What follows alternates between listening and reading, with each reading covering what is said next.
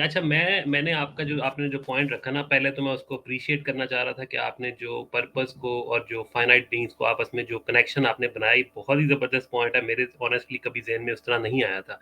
और इसी से फिर मेरे एक काउंटर क्वेश्चन मेरे ज़हन में आया, तो मैंने कहा वो आपसे मैं ज़रूर उसकी राय लेना चाहूँगा। आप बेशक अभी उस पे राय दे दें या फिर जब भी, अगर आप अभी ना देना चाहें 500-600 आप। साल बाद दे देंगे, हाँ, अभी दे देंगे, अभी बैठे हैं यहाँ पे तो दे देंगे अभी। हाँ, चले, नहीं मैं उनको ऑप्शन दे रहा था। अच्छा, तो वो सवाल मेरे ज़हन में ये आया कि बेसिकली ये, मतलब मैं मुसलमानों का आर्गुमेंट आपके सामने रखूँगा। वो ये कहते हैं कि खुदा की कुछ सिफ़ात हैं, उनमें से एक सिफ़्त जो है वो अल खालिक और एक सिफ़्त जो है अल मुसव्विर वगैरह इस तरह की, सो ऑन, ये उसकी सिफ़तें हैं। तो इन सिफ़ात का इज़हार होने के लिए ये इस बात का मतकाज़ी है कि खुदा क्रिएट करे।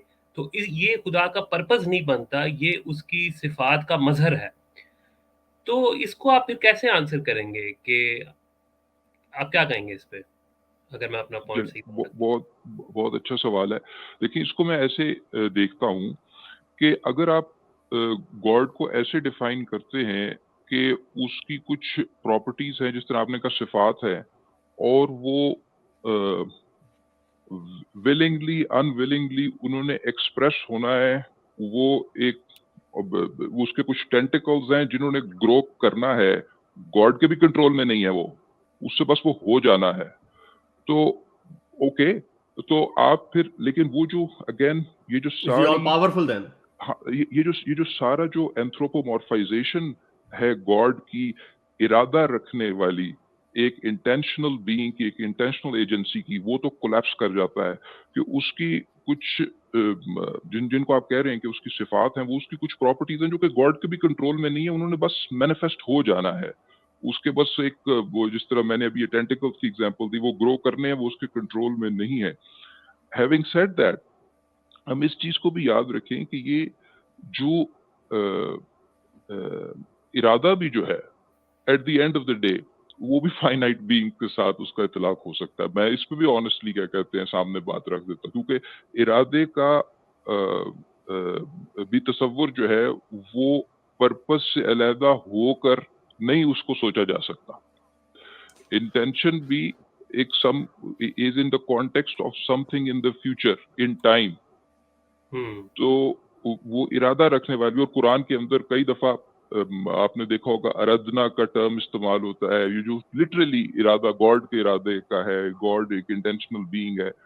इट्स अ ग्रोस एंथ्रोपोमॉर्फाइजेशन जो आपने, इंसान ने अपने एक्सपीरियंस में उसको किया, एक्सपीरियंस किया, उसको 1000 times, million times, billion times magnify कर दे, तो ना जानते हुए वो दरअसल अपनी इस कमजोरी की डायमेंशन के अलोंग मैग्नीफाई करते करते खुदा के तस्वुर को और वीक करते गए हैं वो। या आप ये समझ रहे हैं, यानी कि इरादे, गोल, सब ये चीजें लगा के, इवन ये जो क्रिएशन की भी जो जिसको सिफत कह रहे हैं ना, क्रिएशन बाय डेफिनेशन एक बड़ी फाइनाइट प्रॉपर्टी है, उसने उसको भी मैग्नीफाई करके खुदा के तस्वुर को और वीक कर दिया और फाइनाइट कर दिया। और स्टोइक जो ये जो आपने बताया, ये क्या लेटर थिंकर्स की ये सारी जो ये डेफिनेशंस है कि ये उसकी सिफात का हिस्सा वगैरह वगैरह, बिकॉज जो अभी बड़ी अच्छी बात इन्होंने की कि the more they try to understand their god, तो ये they kept the bigger the whole it got, you know, like जो अपना डिग करते गए, बिकॉज ऑब्वियसली हर बंदे की कोशिश होती है कि he wants to be logically consistent, वो रैशनल बनना चाहता है, हर चीज को रैशनलाइज करना चाहते हैं। दैट्स द रीजन कि कोई कातिल भी होता है वो भी अपने कत्ल को रैशनलाइज कर रहा होता है। तो एक तो बहुत बड़ा क्वेश्चन ये भी आ जाता है ना, क्योंकि हर गॉड बिलीवर को बड़ा हर चीज जहां पे फंस जाता है, यूनिवर्स कैसे बनी ना, गॉड ने किया, तो और वो गॉड ऐसे गया ऐसे ही है। तो बस जब फिर हम ये पूछते हैं, ये एपिक्यूरियन प्रॉब्लम्स वगैरह आती हैं, इस तरह की प्रॉब्लम आती है, तो पॉइंट ये आता है कि अच्छा सिर्फ सिफात भी अगर गॉड की, ये जो एक तो ये पॉइंट है कि he can't act outside of them, यानी ये भी एक क्वेश्चन है कि can he be good, can he be evil, if he is in nature he is good, तभी वो कह देता है खुदा से बड़ा जालिम भी कोई नहीं है, because you can't be all merciful and then burn all people for all eternity। तो ये जो सिफात की जो डिस्टिंक्शन की गई है कि ये अल्लाह की सिफ्त है, ये थियोलॉजिकली कुरान में तो ऐसा नहीं है मेरा ख्याल, ये लेटर थिंकर्स ने जो सिफात का जिक्र है वो तो कुरान के अंदर है, लेकिन ये लेटर थिंकर्स को जब ये क्वेश्चन पोज किया गया कि खुदा ने बनाई ही क्यों कायनात, यानी कि खुदा को ज़रूरत क्या थी, क्योंकि खुदा तो बेनियाज़ है। तो ये जब इस तरह के उनसे क्वेश्चंस किए गए तो उसके जवाब के अंदर मुसलमान थिंकर्स ने ये आर्गुमेंट रखा कि क्योंकि खुदा की ये सिफ़ात हैं, तो उन सिफ़ात के ज़हूर के लिए ये ज़रूरी था कि वो क्रिएट करे। लेकिन वो उसको फिर साथ ये भी कह देते हैं कि वो ना भी करता, तो उसके अंदर पोटेंशियल मौजूद है, दोनों तरफ से खेलते हैं। वो दोनों तरफ से खेलते हैं। अदरवाइज़ अब फँस आप जाते हैं ना देखिए कि वो कहते हैं कि वो नहीं मजबूर नहीं था वो, लेकिन उसने अपनी इज़हार करना था अपनी सिफ़तों का। लेकिन वो कहते हैं कि वो मजबूर फिर भी नहीं था, अपनी मर्ज़ी से उसने किया। हाँ, फिर तभी वो कहते थे ना, इंजीनियर सब कहते थे, फिर गॉड्स विल को एक्सेप्ट कर लेंगे ना अगर आप, गॉड की विल को, फिर हाँ। Everything will fall into its place, तो बस फिर ऑल द चल रहा है। पीसेस। स्टोइक आपने ये जो बात की, इससे मुझे एक चीज याद आ रही है, वो जो सूफी ट्रेडिशन है, जी, जो अगर आप किसी सूफी से बात करेंगे तो वो आपको पता है कि वो आपको किस तरफ लेकर जाएगा। वो आपको लेकर जाएगा उस हदीस कुदसी की तरफ, ठीक हाँ, है, बिल्कुल, बिल्कुल। कुंतु कंजन मखफियन वाली जो है, ठीक है जी, हुँ, कुंतु कंजन मखफियन फा अहबब्तु अन आरफु फखलक्तुल खल्क। ये है कि जी खुदा जो है वो एक छुपा हुआ खजाना था, कुंतु कंजन मखफियन, वो एक छुपा हुआ खजाना था, और वो गॉड ये चाहता था कि उसे पहचाना जाए, तो उसने हुँ, क्रिएशन को क्रिएट किया, ठीक है, और ये गॉड की तरफ से है, यानी हदीस कुदसी है, खुद ठीक है। की हाँ जी, अब जी। ये भी इतनी सख्त एंथ्रोपोमॉर्फाइजेशन है कि ये कि जी I I want to be known, ये इतनी ह्यूमन नीड है और फिनिट्यूड की निशानी है कि जो बेसिस है ना उनकी, जो वो लेकर आते हैं कि जी अच्छा, अब वो पहचान पाने के लिए ये सब कुछ खुदा ने किया, तो पहचान पाना भी एक at the end of the day human need है, डिपेंडेंसी जी, ह्यूमन नीड है। किधर गई बेनियाजी आपकी, ठीक है। बिल्कुल। तो असल मसला यही है कि खुदा को भी दुख लगे हुए हैं, वो समद नहीं है, सही ठीक है। बात। समद का मतलब ये आपको दुख नहीं को लग सकता, ठीक है। बिल्कुल, देखें इसमें एक बात है निगरा, अगर भाई नमाज की ज़रूरत नहीं है अल्लाह को, मगर फिर पूरी दुनिया नमाज क्यों पढ़ रही है यार? क्यों टाइम ज़ाया कर रही है? जो हर वक़्त तबलीग करे जाते हैं कि तो नमाज पढ़ो। जब ज़रूरत नहीं है तो अगर नमाज छोड़ दी तो उसको जलाएगा क्यों? ये कोई जवाब इसका लॉजिकल नहीं बन सकता कि अगर उसको ज़रूरत नहीं थी तो वो आपको जलाएगा क्यों? क्यों पढ़ रहे हो आप?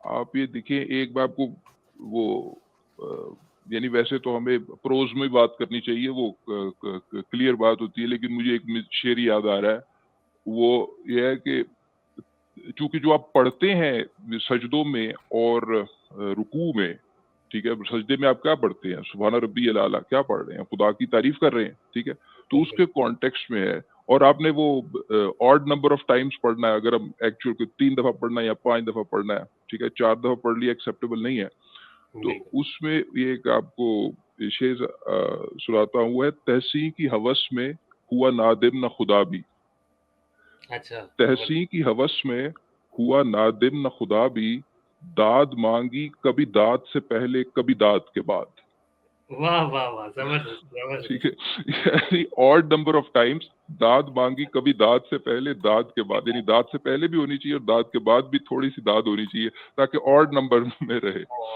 और वो भी at the end of the, आप जरूर कहें कि इंसान अपने कैथारसिस के लिए, अपनी स्पिरिचुअल फीलिंग के लिए वो कर रहा है, गॉड को जरूरत नहीं है, but at the end of the day वो तारीफ तो गॉड को ही कर रहा है ना उसके अंदर। बिल्कुल, बिल्कुल। तो बहरहाल बड़ा ही ह्यूमन कॉन्सेप्ट है। और ये भी गुलजार भाई ये जो हिंदू स्क्रिप्चर्स लेकर आए, वो इंटरेस्टिंग स्क्रिप्चर्स थे।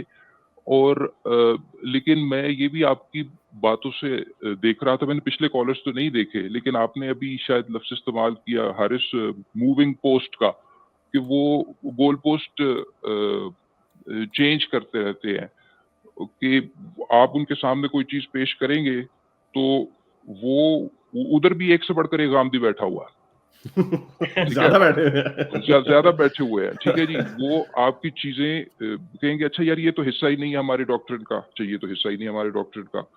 तो उसमें भी और जाहिर बात है कि जी हमारे पास फाइनाइट अमाउंट ऑफ टाइम है। मेरे लिए तो बड़ा मुश्किल है कि मैं हिंदू स्क्रिप्चर्स की नॉलेज को बहुत ज्यादा समझूं और करूं, लेकिन इन प्रिंसिपल हम उनको अगेन उन्हीं चीजों के ऊपर, जो बेसिक चीजें हैं उन्हीं के ऊपर हम ये जसारत करते हैं क्वेश्चन करने की कि अगर आप ये जो हाईली पर्सनल गॉड है एब्राहमिक ट्रेडिशन का, इससे आप मूव ऑन भी कर गए हैं, या आपके गॉड का कॉन्सेप्ट इससे रिलेटिवली इम्पर्सनल है, तो जिसको आप कहते हैं जी कई ग्रेड्स हैं, मतलब एक पूरी यानी कि क्लासिफिकेशन बनाई हुई है, जिस तरह एक बायोलॉजी की किताब के अंदर आपको एक क्लासिफिकेशन मिलेगी, उस तरह गॉड की भी एक पूरी की पूरी एक इंसान ने जो सारी कोशिशें की हैं। जो डीइस्टिक गॉड है उसको क्या कहते हैं जी, वो अनइंटरेस्टेड गॉड है, ठीक है, वो बस यूनिवर्स क्रिएट करके ना साइड पे हो गया, ठीक है, वो आपकी डे टू डे सारी चीजों में इंटरेस्टेड नहीं है।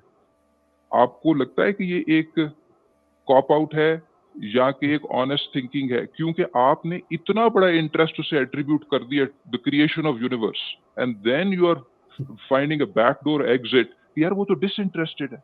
कितनी आसानी से, कितनी कन्वीनियंटली आपने कह दिया कि यूनिवर्स क्रिएट करने में तो इंटरेस्टेड है, आपके डे टू डे मैटर में नहीं है। यानी ये इसमें यानी कि एक इम्प्योरिटी है इस फिलॉसफी में, डेइस्टिक गॉड को ये कहना कि वो डिसइंटरेस्टेड गॉड है, नो यू कैन नॉट से, क्योंकि आप ये इम्प्लाई कर रहे हैं कि वो यूनिवर्स क्रिएट करने में तो इंटरेस्टेड है, वो भी टोटली बेनियाज नहीं है। आप अगर ले जाते, फिर तीसरा दर्जा इनका क्या होता है, वो डेइस्टिक गॉड टेक्निकली ये इस क्लासिफिकेशन में स्पिनोजा के गॉड से डिस्टिंक्ट है। स्पिनोजा का गॉड वो न सिर्फ ये कि वो डिसइंटरेस्टेड है, बल्कि वो सिर्फ समझें कि लॉज हैं, लॉज ऑफ द यूनिवर्स है, और दैट्स इट, हाईली इम्पर्सनल, उसका इंटरेस्ट ना या डिसइंटरेस्ट उस पर एप्लीकेबल ही नहीं है। उस पर हम लास्ट टाइम जब आपसे लास्ट मंथ या 2-3 हफ्ते पहले बात हुई थी, उस पर हमने डिटेल बात की थी कि वो लॉज ऑफ द यूनिवर्स की इमर्जेंस के पीछे कॉज पॉजिट करना एक एरर है।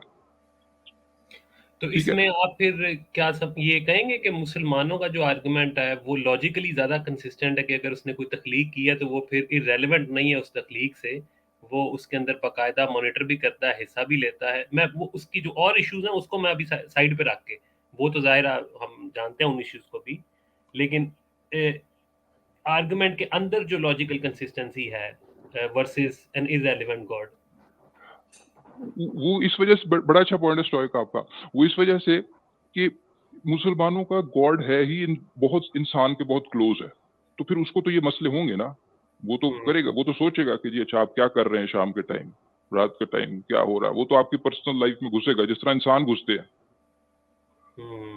तो वो उस तरीके से लॉजिकली कंसिस्टेंट है, क्योंकि वो है ही एक इंसान। हाँ बिल्कुल, एग्जैक्टली, अल्लाह वो है ही एक इंसान, तो बस फिर लॉजिकली कंसिस्टेंट हो गया। Very good. मेरे इस नेक काम को जारी रखने के लिए मुझे पेपैल या पेट्रियन पे जरूर सपोर्ट कीजिए, ताकि मैं अपना पैगाम ज्यादा से ज्यादा लोगों तक पहुंचा सकूं।